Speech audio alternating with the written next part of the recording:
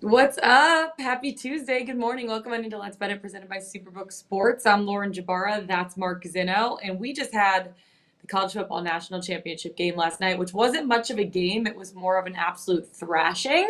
Zinno, how are we today? Recovering. I mean, listen, my Max Duggan anytime touchdown plus 125 was the only thing that hit for TCU yesterday. If you had a lot of overs for Georgia player props, you were in good position. But, you know, look, you're too young for this reference. But if anybody knows about Secretariat in 1973 at the Belmont States, that's exactly what that was. That was a throttling by Georgia. They were moving like a tremendous machine as the call goes in that race. But yeah, just unreal performance by Georgia, and one of the best we'll ever see in the history of the sport. So I don't know if anybody else already has Georgia fatigue, but it's starting to feel like nobody's going to catch that team. It is really crazy. And I know Reese Davis said after the game, he was doing a report on Scott Van Pelt's show, and he said Kirby Smart went up to the Georgia crowd and was like, 1, 2, and then he put up his third finger for 3, because there is a possibility that they three-peat next year. We're going to get into the national championship reactions. And why not college football 2024 odds? Because college football next season can't come soon enough, at least for me, being a Michigan fan, because there's always next year, Zinno, which is technically this year. I can't even wait. Then we have NFL draft. We'll talk about that with our guy, Ben Brown. Looking forward to everything we have coming up on the show. So let's get right into it. Let's bet it. National championship. I know we just broke it down a little bit, but to be honest, there's really not much to talk about. It was an absolute thrashing. Georgia beating TCU 65-7. The game was basically over after the first quarter. It was the worst blowout in a championship game and in a bowl game ever in the history of bowl games, which is wild. Georgia, needless to say, the best program in college football, as much as that hurts my heart to say.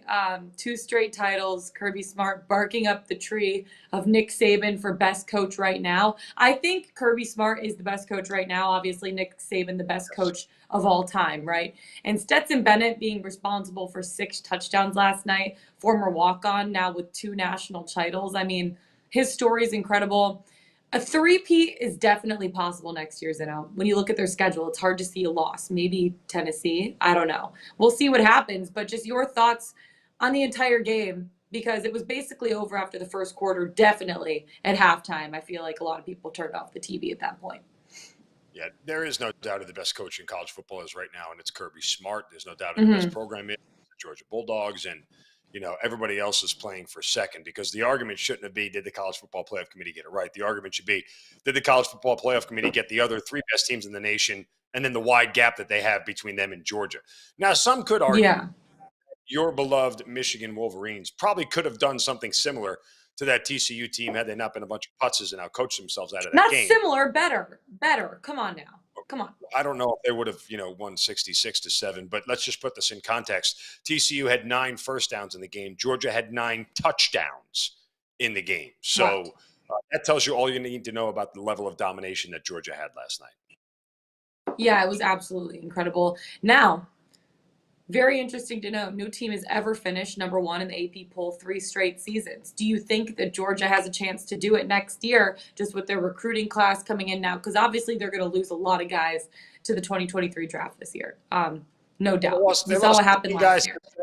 Right. They lost 15 guys in the draft this year. And you can make an argument they were better overall as a team this year than they were last year. they're going to have a change at quarterback. I mean, Stetson Bennett cannot be 27 years old and playing college football anymore. So Van Wilder must graduate and move on and go do something else with his life. I'm glad you got that reference. That said, he's not the only statesman in college football playing, but again, that's a different discussion. So whether it's Brock Vandagrift, Gunnar Stockton, whoever it may be at Georgia that is going to take over, what will it look like? Yeah. There's a lot of guys at Georgia who we probably don't know about, or I do, but many people don't know about yet, who are the backups who are going to get chances to play. Look, Georgia's going to be in the conversation. There's no reason to believe they won't. And they, again, have a very easy schedule next year. You talk about Tennessee, but look what Tennessee is losing. Hendon Hooker, Jalen Hyatt, a whole bunch more, that incredibly high offense. So Josh Heupel's going to have a lot of guys to replace. Georgia absolutely will be the favorite to win next year, and they will be until they take a loss. I mean, that's generally what it boils down to. So I see no reason not to think that Georgia could three-peat at this point in time. We really have to wait and see what everybody else does around them. Alabama's reloaded with the best recruiting class in the country. How they look at quarterback. How does Ohio State look at quarterback? How does Clemson look at quarterback? A lot of teams right now turning over the most important position in the sport. So there's a lot of questions out there. Yeah, there definitely is a lot of questions. Let's move on to the 2024 odds while we're getting into it, because I think we've established now Kirby Smart, the best coach right now, Nick Saban, the best coach of all time. But for Georgia to kind of take over that pedestal of dominance over Alabama, really, really big for them in the SEC. It's swing of power at this point. We'll see if Georgia can finish number one in the AP poll for 3 straight seasons. But looking ahead to the 2024 odds, college football playoff championship. Georgia right now is at 3-1, Ohio State 7-1, Alabama also 7-1, Michigan 8-1, and USC at 12-1 right now. I know it's early. We're about 365 days away from the next college football championship, but it can't come soon enough, in my opinion. Would you feel comfortable making a bet for any of these teams at this point right now? Yes. If you told me there was a world in my adult life within the last 15 years that Alabama was going to be a 7-1 favorite to win the national championship, take those odds off of the name and the value alone. That's not a disrespect to Georgia. Again, Alabama had the best recruiting class in the country. They have the second best coach in the country.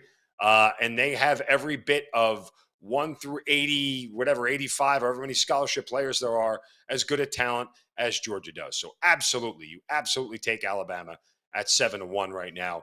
I mean, no one likes to give the sports books a year, give them their money for a year and let them hang on to it. But I mean, I don't know as we go through the summer if these odds don't start to drop a little bit more. So at 7-1, if you've got the extra disposable income to let go for a year, knock yourself out, lay it on Bama. I mean, why not? 365 days away. Nothing like placing a bet for next year's national championship game now. I mean, I'm into it. I look at Michigan, though, at 8-1, and I'm feeling still pretty good about it, especially with the fact that Blake said that he's coming back. I mean, he's running it back one more year. This could be the year, pending Jim Harbaugh, new coach. What do you think happens there with that situation? Oh, talent's there.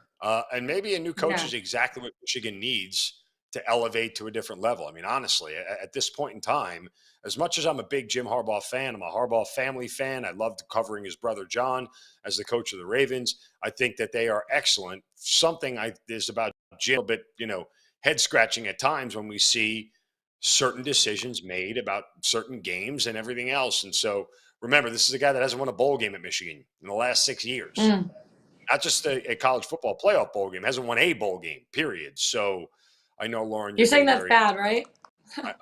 I'm just pointing out the facts. I'm not stipulating whether it's good or bad. I'll let the listening and viewing public decide whether it's good or bad, because I don't want to offend you here at this point in time. We're friends. It's okay. I don't need to have your Tuesday morning started off in a grumpy fashion. You just got back. You're on a West Coast swing. I want to let you ease things back into life here. Thank you. I appreciate that.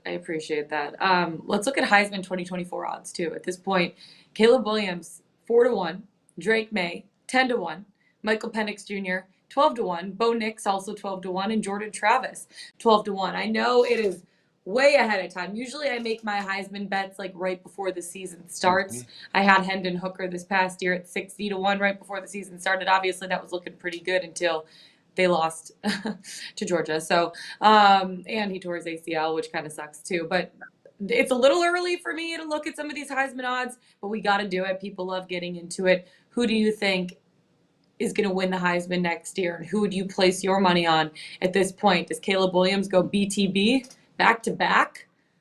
No, I don't think he does. It's incredibly hard. And again, voters in general have this mentality that I can't vote for the same guy twice in a row because it's just, no matter what they do, we're going to find reasons to look for somebody else. That said, right now, Michael Penix Jr. would have my vote. What Kalen DeBoer and the Washington Huskies are doing out there in the Pacific Northwest is kind of going under the radar a little bit. He led the league last year in passing. What really boils down to for the Huskies is, can they win more games? I mean, look, they won 11 games last year, so let's not underscore what they did. But, this is a team that probably has to win the Pac-12 and get themselves into the college football playoff conversation, or at least get to the Pac-12 title game with either one or no losses on their record. If they can do that, Michael Penix has a great shot because he's going to have the numbers in that offense that they're running out there in the Pacific Northwest. Yeah, it's going to be really interesting to see how things play out. It's so funny to me looking at odds like this early because that's a long time to have your money tied up at this point of the season, or lack thereof season, because the next season hasn't even started yet. Like, it's almost like 365 days before. But how do you feel? College football, it's over now until the fall. It's kind of crazy. Shed a tear. It's over. But again, the college football discussion never stops. We'll have a lot to talk about here as we head into the offseason. We'll have more guys getting ready for the draft and, what a team's going to look like. The transfer portal is always going. You're going to have more guys moving through there as we go through the offseason. So there'll be plenty for us to do in the college football world, just not much for us to bet on. That's all. I know the draft actually starts on Thursday, April 27th and ends Saturday, April 29th. This is going to be a fun one. We're going to have Ben Brown on in a second to talk about some of the draft prospects, where people think players are going to end up. I want to ask you, and I'm going to ask Ben the same thing. Do you think the Bears will keep the number one pick or Justin Fields? How do you see this one playing out? Well, I don't think the Bears are moving off Justin Fields. That would be unwise, to say the least. Justin has proven himself to be a dynamic quarterback in this league, and absolutely one that teams are going to have a hard time stopping for a very long time. So I don't think they're moving off of him. The real question is when you look at the rest of the NFL draft and the draft order that is out there, who would be willing to jump above the Houstons and take that number overall pick? I mean, that really is the real issue for Houston. I mean, normally, look, Chicago is likely not going to take a quarterback in that spot. So if you desire CJ Stroud or Bryce Young with your first pick, the Indianapolis Colts need a quarterback, could jump up 3 spots and get to the Chicago Bears. You could argue that Seattle, who's at number 5, would want a quarterback. They could jump up. You could argue that the Raiders need a quarterback from 7. They could jump up. I mean, there is a lot. The Panthers at 9. There are a lot of teams that might be willing to jump ahead of the Indianapolis Colts to the Houston Texans, rather, to end up getting that number 1 overall pick and getting the guy that they want. Just really boils down to how bad they want him. Now, a lot of teams could sit back and say, I'll roll the dice. If you're the Colts at 4, you can go, I'll take CJ Stroud or I'll take Bryce Young. I know I'm going to get one of them because the Cardinals who draft 3rd don't need a quarterback. But again, if that goes, a trade could come down to the Cardinals at 3 and jump in front of the Indianapolis Colts to go with the guy. So there's a lot there that could happen. So I generally feel like Jalen Carter and Will Anderson should have been the happiest guys that the Houston Texans lost the number 1 overall draft pick, because it's more likely that those are the guys who are going to go at the top of the draft now than before. Yeah, it is really crazy seeing how many quarterbacks and how many solid quarterbacks are going to be in this draft, and how many teams actually need a new quarterback at this point. Like, you don't stay with Wilson and with the Jets, right? Like, who else needs a quarterback? The Colts need a quarterback. The Falcons maybe need a quarterback. Who knows what happens at that point? So many teams this year. Quarterback shuffling, to say the least. I mean, and some of that's going to involve actual quarterbacks who are in the league right now. Whether it's Derek Carr, Jimmy Garoppolo, Trey Lance could get moved. Could Jordan Love get moved? There's a lot of names out there that you're going to see. Even Lamar Jackson is likely going to get tagged. But, again, there are a bunch of guys out there who are going to – Tom Brady, who are going to be looking for jobs if they want to continue to play. You think Tom Brady comes back next year? You don't think he's done? let's see how this playoff run goes. I know. If it's a playoff run, I think he might end up calling it quits. And wouldn't that be the real stinker of the whole thing if he calls it quits now? It's not like he's got a wife nagging him anymore. I mean, you may as well keep playing. I mean, here's the thing. I don't think they have a shot against Dallas. I really don't. Oh, really? I truly do not think they have a shot. I mean, I know people say never count out Tom Brady. Never count out Tom Brady. This is not the same Tampa Bay Buccaneers team and the same Tom Brady that we've been seeing. I don't think they have a chance against the Dallas Cowboys. I really do Dallas not. on Sunday? How unprepared they were for a chance to win week. Overall. That is okay. 1 week. Mike McCarthy is the worst coach in the league. He's the worst preparation coach in the league. We have plenty of examples of that. That team has too much talent to get out-coached and outclassed like that. I mean, for crying out loud, they ran a play that where Dak Prescott threw it, and it was called back because of a penalty. Then on the very next play, they run the same exact play and the same exact result. He gets picked for. I mean, just incompetent all around. But you said it. They have way too much talent to be outcoached like that. Nope. I think the talent on their team is going to take over the Tampa Bay Buccaneers' talent or lack thereof, because they really have not had a rhythm all season long. People have been saying, hey, they want to get into rhythm. It's going to happen. Tom Brady's team, they always figure it out. They didn't figure it out all freaking season. And now they're 8-9, under 500 heading into the postseason. I just don't think they stand a chance against Dallas. But there's going to be a lot of players that do stand a chance in this 2023 NFL draft, and I'm excited to see how these teams are shuffled for next season. For more on that, let's bring in Benjamin Brown, at PFF_Ben Brown on Twitter, betting and data for PFF. Ben, how are we today? Happy Tuesday. Yeah, we're feeling pretty good. Thanks for having me on, Lauren, Mark. It's always a pleasure to be on with you guys. I mean, I enjoyed the national championship game, I think, as much as most people could. So we're feeling good, I would say, heading into the wild card round. The better question is, what were you actually watching in the second half instead of college football? Because I was catching up on some TV shows that I needed to get caught up on. I mean, as a closet Minnesota Vikings fan, I can occasionally get behind just like utter dominance from one team because I see it so rarely that when I do, I feel like it's like it just captivates me in a certain way. So I was completely locked into hopefully getting under 63.5 points in the second half, and that did not come through. So pretty much it was just max pain for me in the second half, I would say, unfortunately.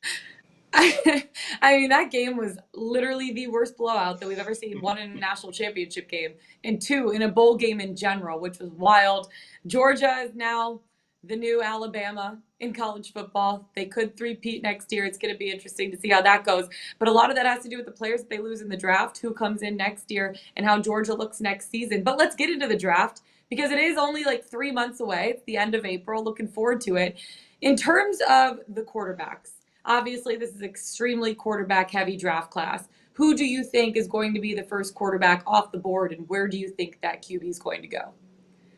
Yeah, I think it very clearly, I would say, is Bryce Young at this point. When you're evaluating just the quarterback prospects, it seems like people still kind of want to buy into Will Levis a little bit. I think a lot of that has to do with where he's going to land in like the combine and some of these, in some of these examples where he's throwing basically in a t-shirt and shorts sort of situation. But he's a guy that I would say is very clearly number 3 from a quarterback standpoint. So I do think Bryce Young measures up by far the best. I do think he's going to end up being the number 1 pick, whether that is a selection from the Chicago Bears or happening in a trade. And then I do think we probably see CJ Stroud land as the number 2 overall pick and probably end up with the Houston Texans from kind of how I'm projecting it out, like you said, 3 months in advance right now. When you look at the teams that you think could jump in front of the Houston Texans, we were just talking about it a moment ago. I mean, who's most likely? Is Indianapolis lock it up and say, you know what, I'm just going to jump in front? But again, there are teams like Carolina out there, even Seattle looking at a quarterback. Do you foresee that being the case, that one of these teams thinks that highly of either Bryce Young or CJ Stroud, that they want to trade up all that capital to get the number 1 overall pick? Yeah, I honestly do think we're going to see it. I very much think the Indianapolis Colts are probably the most likely team. I don't think Chris Ballard is anywhere close to probably being on the hot seat, but if he doesn't kind of, I would say, figure out this quarterback position in the offseason after going with the Reed Reed veteran quarterback option for the last 4 or 5 seasons, he very much is going to find himself on the hot seat. So I do think he's going to feel a little bit of pressure. They probably maybe don't have to pay a ton to move up from 4 to 1 in order to kind of draft their guy, but that's kind of the expectation I see. I also think Las Vegas doesn't have, a ton of draft capital and very much has, I would say, a pretty barren roster from a talent perspective outside of a few key guys. But I think them going from like 6-1 as well is definitely a distinct possibility. So I would say those are probably the two teams I think Chicago, is most willing to deal with given they're in the AFC. And I think that that's probably going to be, the avenue for Bryce Young, I would say, being the number one selection come March or April or May, I guess. Sorry. March, April, May, one of those months. I months. want to talk about the Seahawks and the Lions for a second. Obviously, I'm a Detroit Lions fan, other NFC North team. We've experienced heartbreak for years after years after years. This year, we were this close.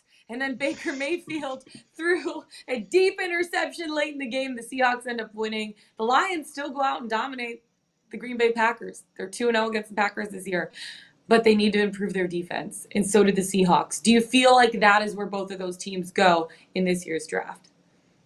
Yeah, I think the Seahawks would make way too much sense, kind of given where they are sitting at, in that position. Like they very much, I would say, seem like they are locked in with Geno Smith as at least somewhat of the intermediate to long-term solution at the quarterback position. Very much, I would say, kind of have, the wide receiver position, and they, drafted 2 offensive tackles. And that's kind of, I would say, the talent that's available at the top end of the draft. So I would be surprised if they don't end up going defense here. I would say from, like the cornerback perspective, there probably isn't a guy that I would say is, a surefire top 10 draft pick at the cornerback position right now. So it does seem like it's probably going to be edge or interior defender. A guy like Jalen Carter, I think is maybe, outside of Will Anderson, probably the most talented, player from where he's at in relation to the next best player at that position in this draft. So I think Jalen Carter's probably going to be, the selection for the Seattle Seahawks. And then it'll be interesting to see what happens with Detroit, right? They obviously, very much, I would say, kind of, in a lot of ways arrived ahead of schedule. I think, the credit is going to be pretty heavily placed on a guy like Ben Johnson as the offensive coordinator. And if he ends up leaving, like, what can they possibly do to continue to kind of maximize Jared Goff's strengths and kind of continue to have this offense, evolve into the next year? So I think if they lose Ben Johnson, I would be more inclined to see them maybe go, in a different direction, especially offensively. But if they have the pieces in place, along the coaching staff to kind of keep that continuity in place, I do think like slotting in and getting a cornerback in that particular spot where they are drafting is very much going to help them, I would say, potentially win the NFC North in 2023. My favorite part is when you said Jared Goff's strengths. I didn't think that was a phrase that we were ever going to utter at any point in time. Let's look on the outside on the perimeter. You have a couple of big-name wide receivers out there. One of them played last night in Quinton Johnston, who is projected to be a top 10 pick, Jordan Addison from USC, and even Jackson Smith and Jigma out of Ohio State. Is there a clear-cut number one receiver on the board, and how quickly do you think he goes? Yeah, I do think it's probably Jordan Addison. I do like Quentin Johnson quite a bit as well. And I do think those two are probably in a tier, above Jackson Smith and Najaba, more so than, where other people have him ranked. I do think the injury situation, him only playing 3 games, hamstring injury, him kind of being questionable for so long and not really playing. I think in some ways it's kind of creating this cloud over his, pre-draft evaluation process and where he could potentially land, how teams are actually going to evaluate him. So I think he's, destined to probably definitely fall into the latter half of the first round, maybe even fall, into like the 30s, in a particular spot, because if he struggles a little bit, like he's not, I would say, the most explosive wide receiver in this draft class. Very much is relying on some of his route running ability and everything else. And I think just with that overall explosiveness, when guys have been injured and kind of still risen up draft boards, it has been because of that explosive, really fast 40-yard time. And I just don't think Jackson Smith's going to be in that category. So I could see him dropping a little bit here. And I think that maybe, if things break poorly for him in the pre-draft process, he could even maybe drop out of the first round. So I like Quentin Johnson. I like Jordan Addison. I do think those are probably the 2 guys I would lock into as, first round, first off the board, wide receiver selections when we do have the NFL draft. Hey, Ben, how do you feel about your Minnesota Vikings in the first round going up against probably one of the best coaches, if not the best coach in the NFL this season in Brian Daboll, because he's taken a team with no true star players and has gotten them a berth into the playoffs this year, which is pretty crazy. Yeah, I'm hoping the Giants are just happy to be here. Like you said, not a ton of talent on the roster. I do think the Vikings very much have, players at key positions, especially veteran-laden guys. The one concern was always going to be like, if a guy like Harrison Smith or Patrick Peterson was injured, how could they stop anybody? They still can't really stop anybody from a passing perspective, but I don't think the Giants, I would say, have enough at the wide receiver position. So if you can get Vikings -2.5, I think that's very much my favorite bet this weekend. -3, if you're getting decent, a decent price on that number, I'm very much going to be supporting my Vikings here for at least one more week. I'm very much going to be supporting the Giants, as I have for much there we go. my entire life. So we are not simpatico, my friend. One more quick NFL draft question for you, though, as the Giants will undoubtedly win this one after you got lucky with a 61-yard field goal on Christmas Eve. But a quick draft question for you. Running backs, we see them not get taken in the first round all the time. Does one go this year, and is it Bijan Robinson out of Texas? If it's going to be anybody, it very much will be Bijan Robinson. I know we talk about, the generational talent and everything else, but he, at least at the running back position, like he can kind of do it all right. And he has the size and strength and everything else. So I do think if one's going to go, he's definitely going to be that guy. I am, I would say a pretty big Deuce Staley fan as well, but he's very much, I would say, going to probably be more of like a gadgety type player at the NFL level, and not somebody that you can really draft with a first round draft pick. So if one goes, I for the brand, I can't really, say that I would recommend drafting Bijan Robinson in the first round. But if one goes, he's very much going to be the guy. And I think that, from a fantasy perspective, I will very much try to be securing as much of him as I possibly can on my fantasy teams come, August, September timeframe. Hey, Ben, best of luck to your Vikings this weekend. I'm looking forward to seeing the first wild card round. It's going to be fun. And thanks for coming on, talking the NFL draft with us. Looking forward to it. Thanks. Have a great rest of your show. Hey, you too. Or have a great rest of your day. I always do that. People are like, hey, enjoy your meal. And I'm like, you too. Dang it. I got to take umbrage. I got to take umbrage with our producers here. I know you're going to bring a Vikings fan on the show, and you guys know I'm a Giants fan, and we're going to have a fight about it. And when we got a big playoff game this weekend against these two teams. Hey, it's going to be a fun game. I'm looking forward to it. But can we also talk about the fact that people always say, hey, enjoy your food, or hey, have a good flight. And I'm like, you too. And you're like, damn it. Like, you look like an idiot. Even though they're not getting on a flight and the waiter is not eating any food? He said, enjoy the rest of your show. Or he said, have a good rest of your show. I said, you too. And I'm like, dang it, nope, Lauren, he's not you idiot. I know. You hate to see it. Well, that was Ben Brown. Make sure to follow him on Twitter at PFF_Ben Brown. He's a betting and data analyst for PFF. Awesome time with him. He's so knowledgeable, especially about the NFL draft. Looking forward to it. Before we get into our best bets, which I know your best bet is one that I love today, let's talk about Let's Bet It, presented by our friends at Superbook Sports. Can you beat Vegas this football season? Superbook gives you the chance every week to go head-to-head with the best odds makers in Las Vegas. No fancy computer algorithms, no one across the pond setting lines for American sports, just the best team of traders in the business at the Superbook in Las Vegas. Plus, some of the best odds boosts and promo bets in the country. So if you're in Arizona, Colorado, Iowa, Nevada, New Jersey, or Tennessee, download the Superbook Sports app or visit superbook.com to start your battle against Vegas. All right, superbook.com to Pickswise.com. Who do we got today on the site, Zeno, for 3-star plays of the day? Well, there's no more college football plays up there, so we are sad, and we pause and genuflect for a moment. We do have some college hoops plays on there, as well as an NBA play from Philip Tomich, and a soccer and a tennis play as well. So if you're into the other sports outside of hoops, go to Pickswise.com, and you will absolutely find our 3-star plays of the day. I love it. All right. We're both taking it to the ice tonight. I'll let you go first. You got the late night game because you are going to be at that game. I am. I'm actually leaving Atlanta here in a little bit and heading to Denver, Colorado for a short trip there to do some work. And I'm heading to the Colorado Avalanche game tonight as they host the Florida Panthers. Now, Normally, we'd look at these two teams and think they're two of the best teams in the league, as they were last year. Florida Panthers, one of the highest scoring team in the league last year. That is not the case this year for either one of these teams. Their offenses are a little bit stagnant. That said, we get over 6.5 goals or 6.5 goals at the over-under for the entire game. But let's look to the first period here, because you know how I love first period over and unders. At 1.5, we're going to take the under at plus 116.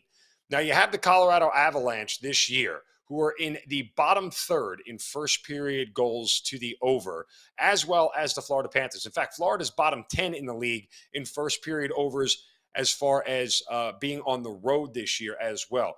These are two offenses right now that are struggling. This is a Colorado Avalanche offense that has scored more than 3 goals just once in their last 14 games, Lauren. You'll go up against Bobrovsky tonight, who's not having the year that he had last year, 3.26 goals against, but still one of the most formidable goaltenders in the league, and starting in net, at least probable for Colorado, Alexander Georgiev, who has got a very minuscule 2.67 goals against. So I'm going to take under 1.5 goals here in the first period at plus money between the Avalanche and the Florida Panthers. I absolutely love it. All right, I'm taking it to the ice between the Devils and the Hurricanes. And to be honest with you, I looked and I saw the Hurricanes at minus 150 money line. And I'm like, ooh, I might want to take their 60-minute puck line. I'm actually changing my mind. The more I research into this game, I actually like the Devils money line here, plus 125. I'm taking the underdog on the road. The Devils are coming off an overtime win against the Rangers at home. They've now won 2 of their last 3 games. And the Canes are coming off of a shootout loss in Columbus. They were on an 11-game win streak. It was wild. Now they're 0-2-1 in their last 3 games since basically right after New Year's. They had 2 shutouts on the 27th of December and the 30th of December. Now in their last few games, they've allowed 4 more goals in 4 straight games. So I know they're back at home, but this puts a lot of pressure on the Hurricanes. They might be able to find their way. They have been good at home this season. But at the same time, I always say Piotr because I like saying it like that, but Peter Kochetkov, starting tonight, he hasn't necessarily been great between the pipes for the Canes. 4.07 goals against average, 852 save percentage over the last couple of games. This time, he was going to try to tighten up, but at the same time, I look at the other side. Vitek Vanacek slowed down a little during the holiday season. I like how he started to warm back up, 2.34 goals against average, 914 save percentage. A lot of people are on the Devils money line. I am too. I know the last 2 games against the Canes, they've lost. Also, they've lost 7 of their last 8 at PNC Arena, but at time, the Devils are one of the best road teams this season. They're 14-2-1 on the road. They've now won 3 straight road games. They've scored their opposition 13-5 during that span at the same time. And they've scored at least 4 goals in 4 of their last 5 games. With the way that the Canes have been playing on defense and the way that the Canes have been playing between the pipes, I just don't trust them right now in this spot. And also, a lot of the downfall for the Hurricanes during this bad stretch over the last 3 games is the fact that they're allowing other teams to score in their power play like 45% of the time. It's like 6 of 13 on the power play that they're allowing over their last 3 games. So until they tighten up their penalty kill and until their defense starts to play better and get back to that team that we saw in the 11-game win streak, I'm backing the Devils, who are a really good team on the road, 14-2-1 on the road this season at plus money, plus 125. So I like the Devils money line. Taking them here. Both taking it to the ice. You know, you'll love to see it. That's it for us today, guys. Find us on the Pickswise YouTube channel. Go to pickswise.com. Follow us on Twitter. I'm Lauren Jabara. That's Mark Zeno. Have so much fun at the Avs game tonight. Say hi to all my peeps for me and enjoy the atmosphere there. It's the best. It's the absolute best. You're going to have a blast. Until then, we'll see you guys tomorrow. Let's get it. Let's bet it.